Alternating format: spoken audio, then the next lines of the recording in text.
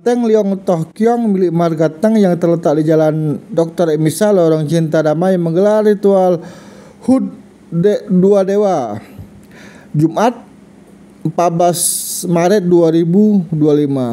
Hadir dalam ritual tersebut Ketua Walubi Sumsel Ciarun SHMH, pengusaha yang juga tokoh masyarakat marga Teng Ko Abeng, Ketua Kelenteng Cingpo Bio Ajun, Ketua Kelenteng Serikat Effendi, Ketua Wakil Sekretaris PT ITD Komda Sumsel Hengki Saputra, Ketua Kelenteng Marga Teng Sahroni, dan pengurus Kelenteng Marga Teng.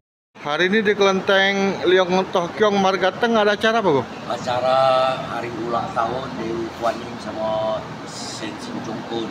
Tapi Dewi Kuan Im ini kita permajukan apa hari.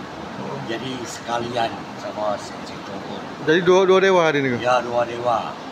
Dewi sama dewa ya. Terus kok ritualnya dari kapan kok?